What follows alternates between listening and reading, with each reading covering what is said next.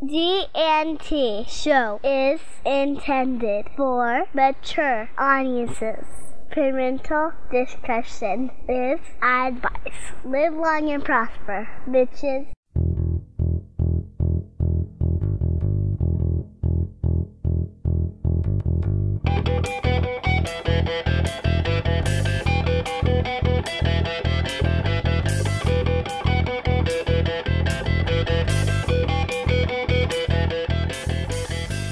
Are friends with benefits?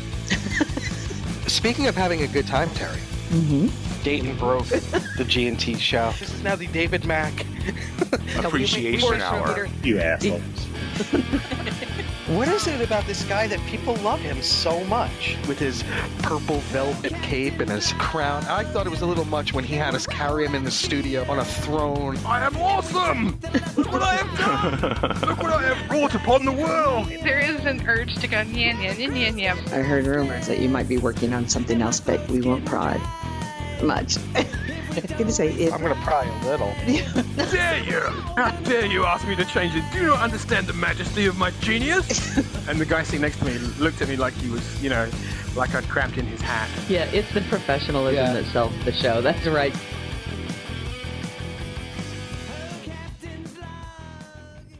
And welcome to another G&T Supplemental Log.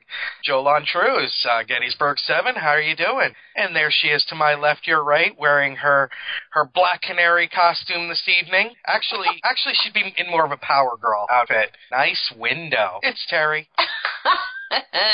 Hello, everyone. And there he is, dressed as General Chang tonight. He's playing a little different. Nice eye patch. Ceridium. Kapla. Really? Have you been in Washington or Colorado? Is that what's going on? And fitting that General Chang is here because we have the man who could probably tell us as much about Klingons as anybody, once again joining us, the moderately cool Keith R.A. DeCandido. Moderately? Oh, I don't want to moderately? I don't want to bump up your head too much. Hey, it's better than Dayton yet. Well, yeah, but that's Dayton. That's a good point. Yeah. Good to be back on this show. How you guys doing? We missed you I missed you so much, Keith. Well, you obviously need to aim better. Try the meal. Yes. Don't forget to tip your waiters, otherwise they'll never fall down. Oh, wow. Oh, my. I know. I'm a little punchy tonight. It's a problem. It's the genetically modified pollen. Well, no, for me it's a deadline, but yeah, whatever.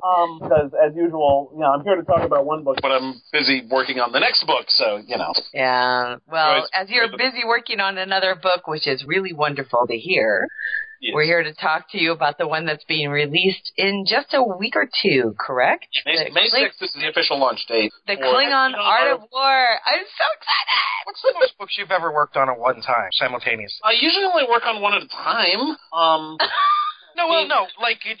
Like outlining one while you're working on another kind of thing? Yeah, I don't know. There's sometimes, in terms of the actual nuts and bolts writing of the manuscript, it's only one at a time because I can't split my focus that readily. But there's usually other stuff going on at the same time. Yeah. Right now I've got this one book, which I can't talk about yet, that I'm working on. Meanwhile, there's, 3 or 4 other projects at various stages of development I have to deal with. So, there's always a lot, at least ideally, because there's always, several different irons in the fire that I've got going on, with different novels and short stories and other things. Is it true you're doing the media tie-in for Godzilla? No. Actually, Greg Cox wrote the novelization. So. Damn, okay. I was just trying to get something out of him.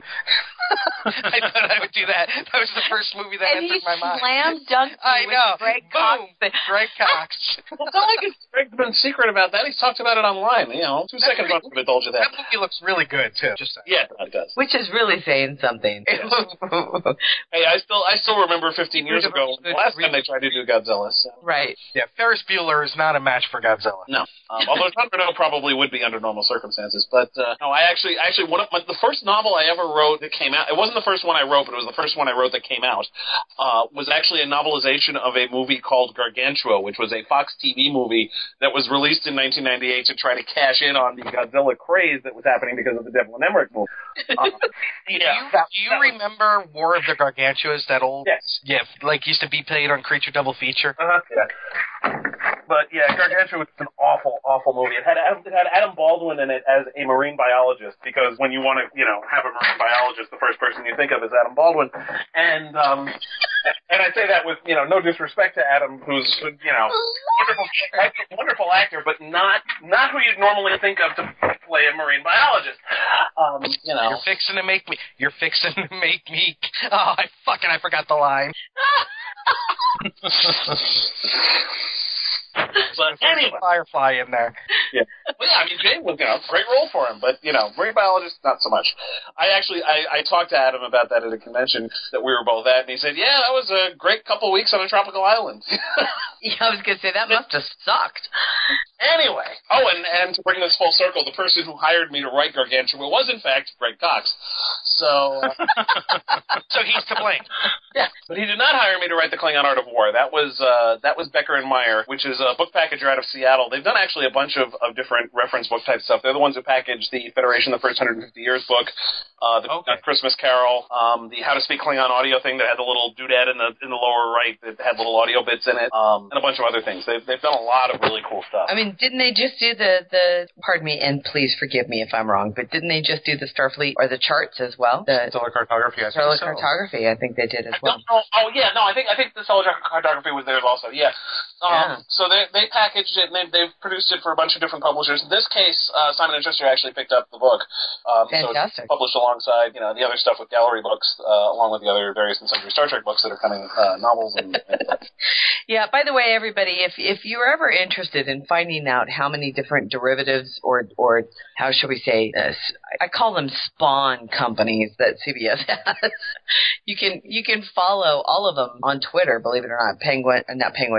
Simon & Schuster and Gallery Books, all of them have their own individual Twitter accounts, so you can follow them separately as well. But they're actually not. They're not linked with. They're not owned by CBS anymore. But are they not subsidiaries of Simon & Schuster? Of Simon & Schuster, yes. You said CBS. Well, CBS is not. CBS is no. I mean, there was a time when both Paramount Pictures and Simon & Schuster were owned by the same large multinational corporation. I think it was Gulf and Western, or maybe one of the Viacom, other. right? Yeah, it was Viacom. And but they're not anymore. Paramount was purchased by CBS, and Simon & Schuster is now owned by some German company or other. So.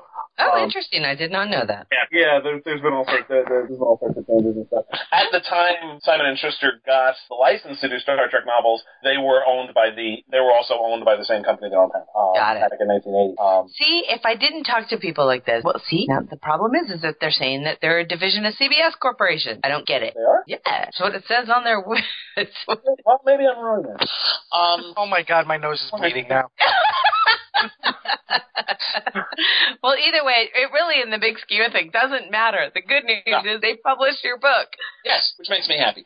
I believe the drugs are working, Alice said. Yes.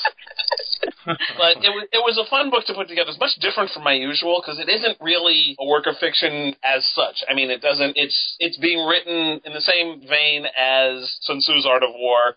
It's more of like a philosophy book, really, than anything. It's a guide to how to live your life as a proper warrior. I've joked that it's my first self-help book, which it kind of is.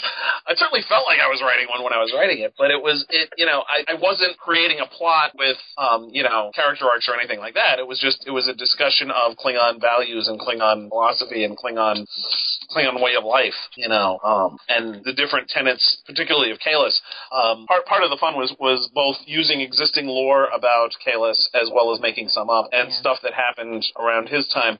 And the way I set it up, the way the book is structured, it's the original book, The Klingon Art of War, which in Klingon is Kesa, was written and published not too long after Kalis's disappearance / ascension / whatever. And it was also after the Herc invasion. And then so we're running the way the text is working here. We've got the original text that was from a couple thousand years ago, and that is followed by modern commentary by a modern Klingon author named KRAD, who was mentioned in passing in the Next Gen episode in the second season, who provides modern commentary, how these things, more anecdotes and such, on how the different precepts apply apply to more modern Klingons. This way I can use examples from the TV shows, from the movies, from the novel, the comic book, as well as stuff I made up. As well as stuff as you were a little muffled there. Stuff I made up. Oh, stuff you made up. Because it's fiction. So out of curiosity, and I know that we've spoken to you once before when you first announced the Klingon Art of War coming out, but since that time, I'm sure that there's some listeners who may have missed that interview. I want to ask you again now. I mean, how did... Name them. Yeah, well, there might be 3, but it must be nice. Shh, we don't want to call them out. We don't say all. So, how did the whole? How were you approached? Were you approached to do the book? Yeah, it was themed originally actually by John Van Sitters over at CBS and developed at Becker and Meyer by an editor over there named Ben Grossblatt, who's actually no longer with the company. But then came up with then in collaboration with John came up with the basic structure, which were the 10 precepts that I worked with. The book is divided into those 10 precepts and how they apply to Klingon life, how they relate to Bayless's teaching, and so on. So I was given that basic structure to work with. I was basically given the 10 precepts and then told to run with it, which I did. And they came to me because, well, I have a certain amount of history writing Klingons. Klingon expert could be a term. It could. So, obviously somebody somewhere thought I was a good choice. How much of the book is actually modified and inspired by Sun Tzu's Art of War? In terms of the general notion behind it, I didn't want to just do a complete ripoff of it. I didn't want to just ape the structure completely. So it's not very directly influenced. In terms of what it tries to accomplish, I think it's similar. Mm-hmm. Well, I didn't want to just do a Klingon rehash of Sun Tzu's work. If the Klingons, because then I'd have to try to match that, and that would be insane. If the Klingons would have Sun Tzu, would the Romulans be the ones to have a Clausewitz? I'm being serious with that. Because they seem that they would be more the Clausewitz type. Maybe. I think they'd be more Cicero, really, but or Caesar's commentaries. Yeah. And 90% of our audience is now 90% of our audience is now skimming Wikipedia trying to spell Clausewitz. Yeah. Not the least of which they might be drooling out of the side. Because they get the eye twitch. Because the way the two species are presented, the Romulans would be the more Prussian approach with the duplicity, maybe even Machiavellian. The prince. And suddenly we go into talking best cerebral. I love this. This is great. And our listeners are all they're kind of twitching on the side going, what the fuck are they talking about? And I'm like, you know what? Well, I'm sure that happens with you right now. Google it. That's part of the reason why I was kind of excited to see the Klingon Art of War come out, just because I thought, even though I'm sure that, well, first off, I have to say, I was actually quite impressed with the idea that, the book is 160 pages long, yeah? Maybe more than that, I'm not sure. Oh, see? This is not a version. Hang on, I can look it up on my handy dandy tablet. Are you going to have a children's version? No. No. Yeah, it's about 160. It's about 160 pages. That's pretty awesome. And it was a bear to put together. It really was. How long did it take you? Started it in January. I finished it in May. So you started in January. You finished in May. Yeah, that's quite a bit. It's quite a bit of time. It was due May 1st. So yeah. And I had other stuff going on at the same time, so that interrupted occasionally. But it was the actual writing of the manuscript wasn't that whole time. January was when I was signed up, and I had to come up with an outline, and that had to be approved and had to be revised and such. So that's the entire process from, developing the basic thing that they gave me and turning that into a full outline that had to be edited, approved, and whatnot. And then once that happened, then I started writing. So the whole process was 5 months. Wow. Well, 4 months. 4 months, really. 4 months. Still, that's very, very cool. Now, the thing is that for some of our listeners who may not understand that the group who puts this together, and the fact is, this is a hardcover book. It's 160 pages long, and there seems to be a lot of artwork in it. Can you talk? There's 10 pieces of artwork, one for each of the precepts, basically. Who did the artwork? Hang on, I gotta look it up. I do not remember the name off the top of my head. We stumped it. Woo! I always feel good when Keith has to go look something up. I'm like, yeah. Okay. I'm just kidding. Come on, PDF, load. But it wasn't an artist whose work I was familiar with. There were a bunch of... I had said to them, look, I know a whole bunch of artists you can use. I had all kinds of... And I said, yeah, and they went with it. Which is fine. I mean, the art's gorgeous. There was one piece that was released on StarTrek.com back when they first announced it back in September, an illustration of Core. Yes. Yeah, a bat'leth in one hand and a disruptor pistol in the other. Which is from one of the anecdotes that's told. And the page that would identify the artist says page to come, so I don't know. Well, I'm sure that when the book comes out, we'll be able to at least address that and give that. I actually got a copy of the book because I wrote it, so I'm special. Do I hear like paper rustling and you're unveiling a book? Oh my gosh, he has one already. Illustrator Alan Brooks is the guy's name. Well, congratulations, Alan Brooks. It's awesome. Beautiful work. And I'm excited. Again, what's great about the Klingon Art of War right now is a hardcover, beautifully produced. This company, by the way, I have yet to see something that they've done that's just beautiful.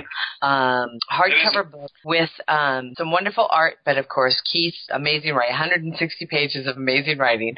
And you can pre-order it now on pretty much every one of your favorite booksellers. And you can get it as an ebook also. It's why would you want to get it on ebook? I'm sorry. It's beautiful. This is something you get in hardcover. Damn it. Yeah, but some people don't want to do that for whatever reason, either because they have tiny apartments with limited shelf space, or because hardcovers are incredibly heavy, and they don't want to carry them around. I don't want to discriminate against people who have good reason to want an ebook version. And that's the cool thing, is that you have options. Mm-hmm. It is beautiful. I'm just saying, if you have the ability and you have the opportunity to get the hard book, this is something you want to get in hard book. But if you can, buy it in ebook anyway and support Keith and yes. Work so beautiful. I'm going to be. I don't know when this is going to air, so this may have happened in the past by the time people listen to this.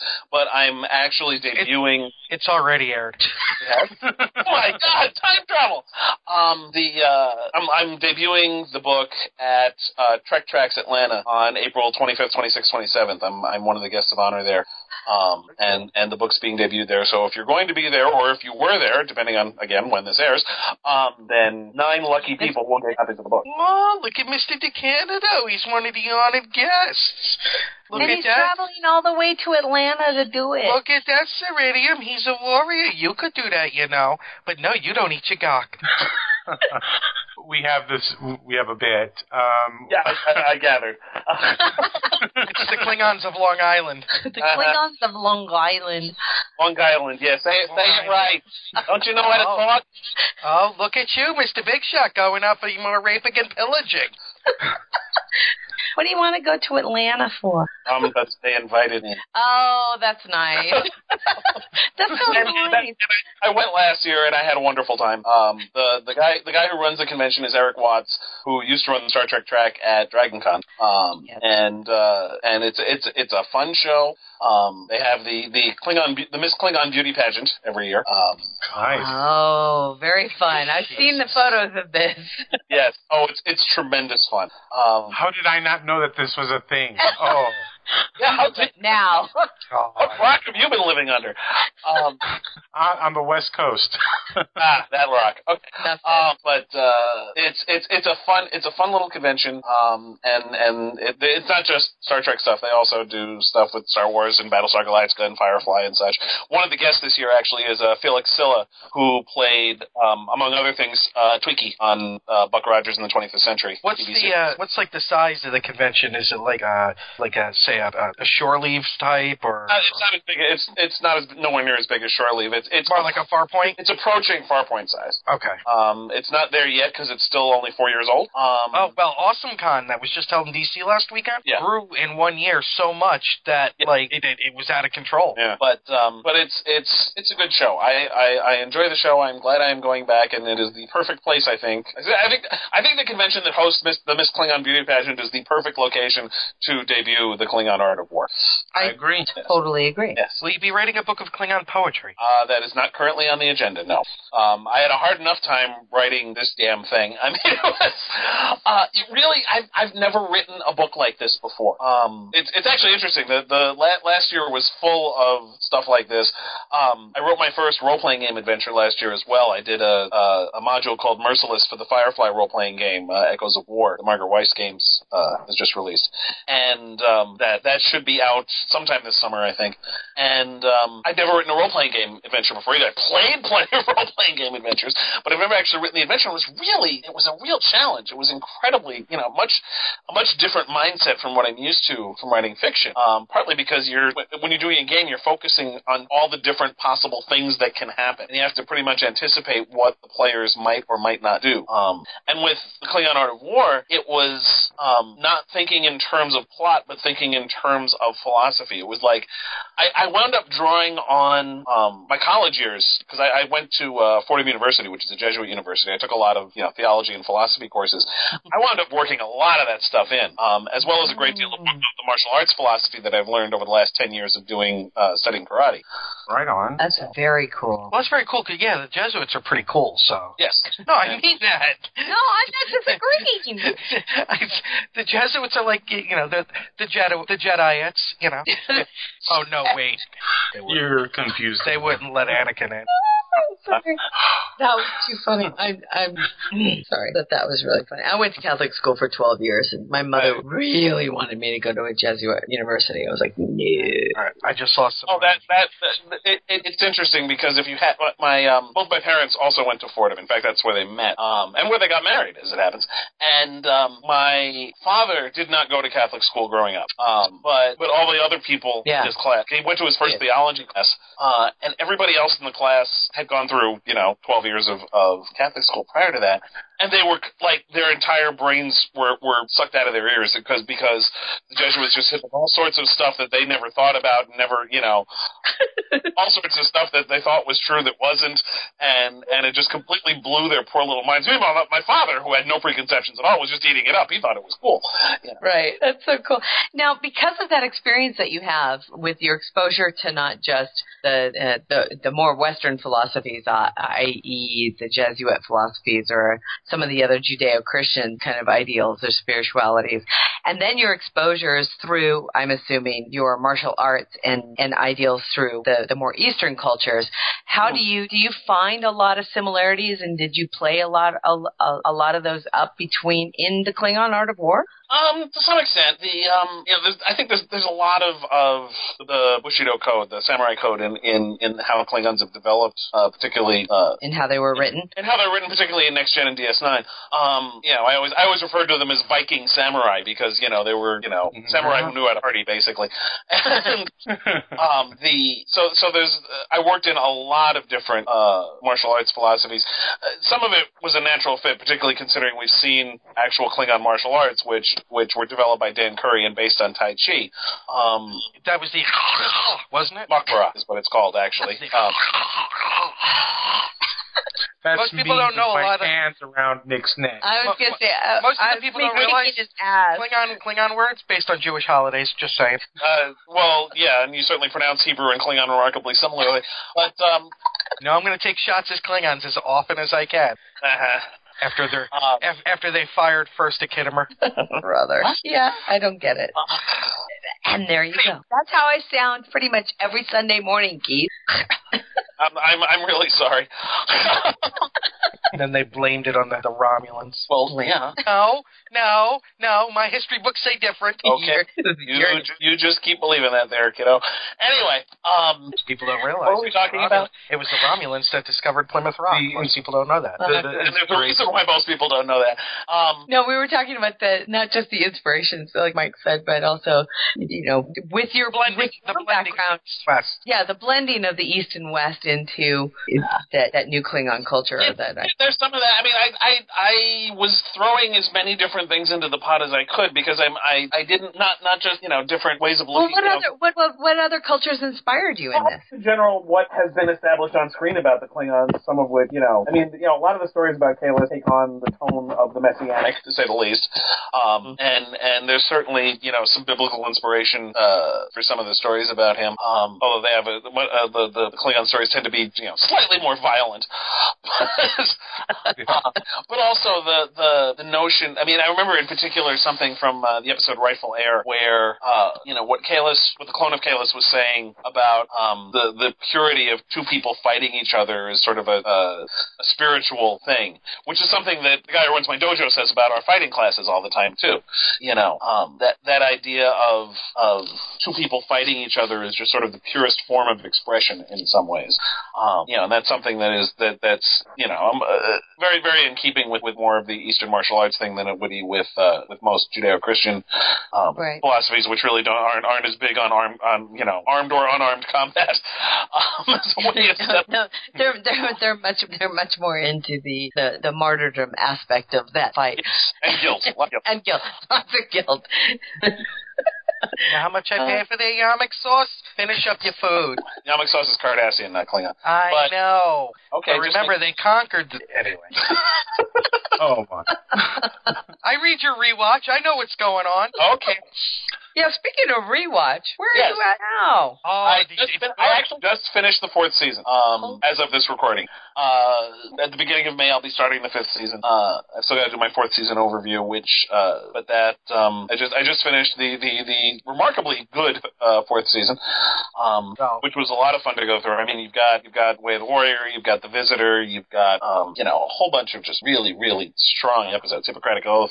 Was that one of them you said you didn't remember until you watched it again? No, Hippocratic Oath I remembered quite well. I wrote a sequel to Hippocratic Oath. There was one like 2 ago about the disease. The Quickening. Yeah, The Quickening. When I read that, I liked that one a lot. I was surprised you didn't remember it. But again, I think it depends on how much you dug the Bashir arc through this series, because to me that was like such a pivotal episode for him. See, to me it wasn't pivotal at all.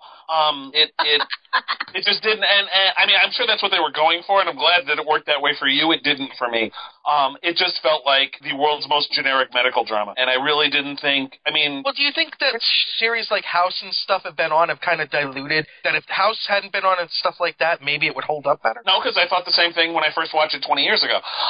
That's why I didn't remember it, because I never had any great urge to watch it again, because I was like, oh, great, another boring medical drama. I mean, there've been not to put too fine a point on it, but House didn't invent the medical drama. I mean, No, I understand that, but I'm just saying in the last. Oh boy. But there was a reference to that episode coming up. I think what episode was it? It was when Sloane, I think, asked. Yeah, the first Section 31 episode, they threw that in his face. Yeah. No, it wasn't like it wasn't important, but I just, there were so many other things we saw with Bashir that I thought were of more interest and more than that was. Would you agree that the 4th season throwaway episode would be the Muse? Ooh, that's a toughie. No, because I actually thought that half that was a good story. I thought that was a good one. It was a creepy rapist feel to it to me. Oh, that the Jake story was awful. But honestly, the episode that I have the least regard for in the 4th season would be Rules of Engagement, because I didn't buy the premise. The premise of the episode was that Worf somehow did something wrong by firing on a ship that decloaked right in front of him in the middle of a battle. Oh, yeah. First of all, the Klingons were trying to extradite him, which couldn't possibly have happened because the Klingons pulled out of the treaty that they had that would have the terms for such extradition. Right. Thank you. And to add insult to injury, that was brought up in the frickin' trial. So there was really no reason why the Federation should have even acceded to the request with anything other than peals of laughter. Because the Federation is like root beer. Oh, please. There's still rule of law. They pull, the mechanism by which somebody could be extradited doesn't exist unless the Klingons come to a new accord with the Federation, which they hadn't. Secondly, Worf didn't do anything wrong. Right. I mean, that was the bottom line, exactly. Really? Served in the military. You know as well as anybody. Under those circumstances, Worf, and it's magnified by the fact that it takes place in frickin' outer space. As Douglas Adams reminded us many times, space is really big. It's really big. Yes, the chances of a ship that isn't actually involved in your battle just happening to show up in front of you like that is so infinitesimal as to be practically zero. The episode was just dumb from the ground up and dumb from the roof on down the other side. Nothing in that episode should ever have actually happened. And then on top of that, we get a Klingon lawyer who, when faced with a Vulcan judge, decides to go for an emotional argument. Good job there, Sparky. There were aspects of the episode I liked. I liked the whole idea of doing the flashbacks and having the person giving the testimony in the flashback, turning to the camera and describing it. I thought that was a very clever device that cut down on multiple cutbacks to the courtroom and kept the action moving very well. I would have preferred to have seen that in a better episode, but I liked that. From both a writing and a directing standpoint, I thought that was a very clever device. But that just shows what happens when Louis Tully is your lawyer. Yeah. Let that one marinate, Keith. We'll see how many people get it. If people don't get a Ghostbusters reference, they should be beaten until they bleed. That's just it's Ghostbusters. It's one of the best movies ever made. So there. Enough said. He's right. He's right. I mean, I know. I'm not disagreeing with him. I'm not. If there's any other, Keith, you watch Agents of S.H.I.E.L.D.? Oh yeah. Did you see wait. Before we get into, there was a Ghostbusters homage in a Tuesday night. Yes. Yeah, that was awesome. I mean, nobody actually said "Don't cross the streams," which would have been cool, but I was going to say, before we get into the Agents of S.H.I.E.L.D. thing, I want to remind our listeners that Keith is, what we were just discussing was Keith's Star Trek Deep Space Nine rewatch at Tor.com. And currently he's up to, you said season 4 and the Broken Link, right? Yeah, Broken Link. Was the last episode that you did the rewatch for. So you can head over to Tor.com and just click on the rewatch and read all of his articles on it. They're great. One of the things I really like about the rewatch is, unlike a lot of comment areas, people can have very strong disagreements, but it's never ugly, unlike some forums we know. There were a couple of times during the TNG rewatch where things started getting ugly, but Bridget McGovern, who's one of the people who runs the site, and Chris Luff and Irene Gallo and them are very good at keeping a rein on things. There was one guy in particular who started getting particularly nasty. His account was suspended. He came back and was much better behaved when he came back. That's what Time on Aurora Penthe will do. Yeah. The really funny thing about the comments section is the Christopher L. Bennett comments on Keith's comments. Yes. And again, for those who may not know, Christopher L. Bennett, yet another wonderful novelist that we all love to follow and talk about. I'd love to see the interplay between the two of you. That would be hilarious. Oh yeah, Christopher. Christopher usually comes to shore leave. And he also usually comes to New York Comic Con. In fact, he stayed at our house at New York Comic Con last year. Got along very well with our cats. Everybody gets along well with our cats. We have the world's friendliest cats. So, but having seen him every year at shore leave, that just makes me laugh. Yeah. Do you know that I can't be at shore leave this year, Keith? Why not? Because they scheduled Star Trek Las Vegas the same weekend. Oh, you're kidding. No. They moved it up a week. We're very upset about it. Yes. If it happens again next year, I will be at shore leave. It is very, very true. If it happens next year, we're supporting shore leave. We're so upset. Yeah. Yeah, no, unfortunately and it's the week after Comic-Con in San Diego. That's where they moved it to the week after San Diego. Yeah. Exactly. The perfect... The reason short lived in August was because San Diego moved one year also, Yeah. A couple of years ago, San Diego moved to the first weekend in July, and that screwed shore leave up, so they had to move to August, and now they're kind of locked into August, so... Yeah, it's been it was a pretty tough blow for us, because the one thing we've always really enjoyed was making sure that Nick got to go to shore leave the weekend before Star Trek Las Vegas, and then he would fly out to join us for Las Vegas and at least report for G&T Live, and we would cover all of the novelists and the tie-in writers there, and we're going to miss you guys. We're going to miss you. It was like hopefully 10 days of conventioning for me. Yeah, it's good. Yeah, that must have really sucked for you. It's horrible. The things I do for the... Because I know how much you hate going to conventions. I know, right? Was I not just a bitter, crying mess at Farpoint? Oh, yeah, totally. My knees still hurt dancing. Oh, my gosh. But now, Keith, what other projects are you working on right now that you can talk about? Well, I got a bunch of stuff coming out over the course of this year that I'm quite pleased with. They actually, in addition to the Klingon Art of War in May, there's an anthology coming out in May called Badass Faeries, It's Elemental, which is the 4th Badass Faeries anthology, which is going to have a short story. I have a series of urban fantasy short stories featuring a character named Cassie Zukov, who's kind of a weirdness magnet who lives in Key West, Florida. And one of the Cassie stories is going to be in It's Elemental, which it's called Undine the Boardwalk. It's about a water fae, among other things. That's going to be out in May from Dark Quest Books. If you go to Balticon, which is a science fiction convention that's actually held in the same hotel as Shore Leave, at the Hunt Valley Inn in Hunt Valley, Maryland, over Memorial Day weekend, we're going to have a big launch party for Badass Faeries. So if you're coming to Balticon, do check there. I'll be there. And by the way, for our listeners, you can actually follow up if I get this right. You can. There is a website, badassfaeries.com. Yes, there is. Yeah. There's the Firefly role-playing game. I don't know if the print version is out. The PDF, you can get the PDF through DriveThruRPG and other places. The book version of Echoes of War should be launching soon, and my module Merciless is going to be out sometime this spring or summer. I don't have the exact pub date for that yet. There's the tie-in novel I'm working on right now, which will be out this fall. I should be able to talk about this at the end of May. There's going to be for people who live in Delaware and its environs, there was a genre bookstore in Claymont, Delaware for a long time called Between Books. They had to shut down, but the store is going to reopen probably in August, and it's run by a wonderful guy named Greg Schauer. It's one of the best genre bookstores I've ever been to. When the new store opens, that's also going to be the launch of a new anthology called With Great Power, which is an anthology Greg and John L. French co-edited, which is all superhero stories, and I've got an SCPD story in there called Stone Cold Whodunit. Yay! It'll be out in August. I loved SCPD. Yes, thank you. I thought that would make you happy, Nick. I was the one. Dark Quest is going to publish With Great Power. Like I said, they want to time it to be released with the reopening of the bookstore. Jonathan Mayberry edited an anthology called Out of Tune, which is going to be published in October for Halloween by Journal Stone. The stories are all based on sea ballads, like the child ballads and stuff like that. Oh, wow. Yeah. I took mine from the child ballad called Mermaids. It's another Cassie Zukov story, so it's another Key West story that features mermaids.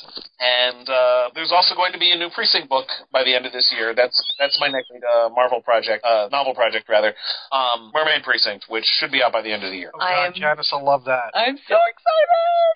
Oh, also, for anybody who supported my Kickstarter for Dragon Precinct story, that'll be happening in May, probably. I had to get past this particular deadline, but once I'm done with the tie-in novel that I'm working on right now, that I can't talk about yet, I'm going to work on the... I thought I had him. Yeah, nice try. The short story that I promised... Wait a minute, he said Marvel earlier, then tie-in. He's doing Guardians of the Galaxy. I'm really not, but Marvel was a slip on novel. It's not a Marvel project. I've done what... Okay, the one thing I have said about it, it's a property I have not worked with before. Oh. I'm a little bit interested because I've done a crap ton of Marvel stuff.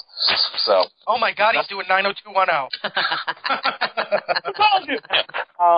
No, he's doing the Klingons of Long Island. Klingons of Long Island. How wonderful. No, he's done Klingons before. Yeah. Oh, that's Come on, true. people, listen up. Listen up. I paid attention. Well, it's about time you started. But I also... there's another Cassie Zukov story that I have submitted to Tor.com for their fiction line. That is no guarantee of anything. They may hate it and reject it, in which case I will walk away forlorn. But it is something with there.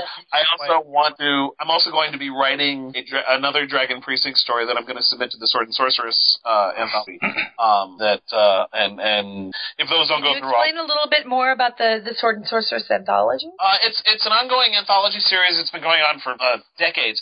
It was originated by Marion Zimmer Bradley, and they do My heroes. For those people who don't know who that is, then spaghetti lashes for you. Yes, Just saying. yes. Marion Zimmer Bradley, among other things, the author of The Mist of Avalon, which is a great feminist take on the Arthurian legend. And Marion started the Sword and Sorceress anthology, decades ago, and it has continued after her passing. I have a particular Dragon Precinct story that focuses on the characters of Danthris and oh my God, I'm blanking on my own character. Leda, who is newly promoted to detective in Griffin Precinct. A story involving the two of them. La, la, la, la, la. That's okay. It's not like these books have been out. I can't say spoiler. I'm not quite to Griffin Precinct, but that's okay. Yeah, and she's promoted at the beginning of the book. It's not really a spoiler. I was gonna say, and it's not like I know better. It's not like this book hasn't been out for a long time. So I deserve that. I really did. And by the way, these are great books. Everybody, you You got to try them out. I got them all. They're all on my iPad right now. I'm very excited. And I'm glad to hear that you're producing some stuff for the anthology series. I think that's really cool. Well, Keith, I'll have you know, in all seriousness, your Gorkon series and the Precinct series, I have those on my Kindle for deployment or long trips. That's what it's for. So, like, if I got deployed again, I've got those already set aside for that. Because then it's like, you know, it's having a couple of serials to read. And since I read all the Kelly Medding stuff already. Oh, suck up! Oh, she's a lovely lady who we will cut love me. Kelly. No, She would cut me if I said anything else. Yeah, you're a wise man. You have no. Keith saw it, right? Oh, yeah. I treat her like gold. Yes. Somebody in the background agrees. Apparently, yes. Do I want to know what that is? No, that's Mike torturing somebody. That's the Klingon Obsidian Order. That's the Obsidian Order breaking in. By the way, I've got one other anthology project that I also can't talk about, but it's also for a tie-in thing and some other stuff that I'm hoping will come to fruition. Other well, tie-in I'm glad stuff. to hear you working so much, Keith. This is great news. You and me both. But, because the alternative would have to be, I'd have to actually, work for a living, and nobody wants that. Is this the busiest you've been in a while? I've never not been busy. It's just been a question of how successful being busy has made me. There was a period in there where things were not going very well, and I was working, but I was still working just as hard. It just wasn't getting paid as well. But it varies wildly. But I'm always keeping busy. It's just things have been going much better, the last year and a half or so, which I'm very grateful for. The Klingon Art of War in particular was a godsend, both because it was a cool thing to work on, and it also paid very well. So right on. So before we let you go, because we know you are busy, quick question for you, because we've discussed on the show. Have you seen Winter Soldier? Yes. And your thoughts? Loved it. There you go. If they don't post up and make a frickin' Black Widow movie, I'm gonna storm the gates. Amen. But no, it was fantastic. I really like how they're developing the whole Marvel Cinematic Universe thing. The whole I honestly, in having seen that, I really wish that they had just waited to debut Agents of S.H.I.E.L.D. until January, but because it's now obvious that they were spinning their wheels waiting for this movie to come out so they could actually get onto the good stuff. And there were other ways they could have occupied the time while waiting for this movie to come out much better than they actually did. Do you think that the release of Winter Soldier has really caused, because of what happened in the movie, it's caused Agents of S.H.I.E.L.D. to raise their game finally. So that's been good too. But I really liked the movie itself a great deal. In particular, Samuel L. Jackson really hasn't gotten that many opportunities to show off as Nick Fury. True. I mean, for all that he's been in so many different movies, this is only the third movie in which he's played a significant role. And in Iron Man 2, he had some very good scenes, but no real meat to it. Right. He's always been on the peripheral of the Avengers was the one in which he took the most active role. But I really liked how well he was used in this film. And I loved, the inscription on the grave. That was epic. Because wasn't that from Pulp Fiction? Yes. Thank you. Yeah, and about half, it was funny, I went to see it, about half the theater was laughing, and the other half of the theater was like, what I missed? Setting is great, why are you laughing? Yeah. Mike, what did you have? Oh, I was wondering if do you think that they learned a lesson from the previous Thor movie? Because didn't the last Thor movie air during the beginning of Agents of S.H.I.E.L.D., and there wasn't a lot of tie-in to that. And then, well, they did a follow-up to the Thor movie, and it was fine. It wasn't as significant, obviously, as the Cap movie. But see, I disagree. I mean, now we know at the end of the Thor movie who, what, where, when, where Loki is and what's going on there. I think that's going to end up playing a part later on down the line. That's the beauty. Is we've now seen a lot of these little setups, not just in the show, but for future films as well. And I was kind of blown away when I found out that this is a group of people who've already kind of outlined the entire Marvel universe. When did they say? To 2026? That's what they say. And which is going to be interesting with the 4 new series coming on Netflix that will make the Defenders and the whole thing. So that's going to be really interesting. That's crazy. That's good. They're smart. They're being smart. It's smart and it's exciting and it's crazy because that's also gambling, and I think he knows too. Well, yeah, but I mean, it's a gamble that they can feel pretty safe on right now. They started. It's a huge gamble. It would have been a huge gamble 3-4 years ago. Now, if it doesn't succeed, big deal. Then they'll just release the next one. You know, I'm playing with house money at this point. You know what? He's dead. That is exactly right. Yeah. They are playing on house money. That's a very, very well put way of saying how this is not gamble. Yeah, they made their $4 billion back a long time ago. Yeah, I mean, Guardians of the Galaxy could never have been their second movie, but it's perfectly fine as their 12th, you know, or whatever they're up to now, you know. When I was editing the Marvel Comics novels that I did with when I was working for Byron Price back in the 90s, we did the same sort of thing. You know, obviously not as you know, huge, but we tried to tie in as closely as we could with the comic books, with the novels and anthologies we were doing, but there was a limit. Plus, there were certain things going on in the comics that we really didn't want to pay attention to. We wanted to stick with the archetypal versions of the characters. So, like, at the time we were doing the books, for example, you know, Reed Richards was dead in the Fantastic Four, but we didn't want to do a Fantastic Four novel without Reed Richards in it, so we just kept with the original four. There was the whole, you know, Heroes Reborn thing. There was the whole Spider clone nonsense, all of which we very specifically stayed away from. But within the novels themselves, we had continuity in much the same way that the films are doing now, is that the novels were all consistent with each other. And the right way to do a big long-term project like this is exactly how they're doing it. Start with basic stuff that will appeal to people, you know, nothing too outrageous, and then work your way toward being able to do more ambitious things, more interesting things. You know, you don't lead with the Avengers movie, you build to the Avengers movie. You know, and once you've established yourself as being able to do all sorts of different types of things, then you whip out, you know, a raccoon with a machine gun. You know,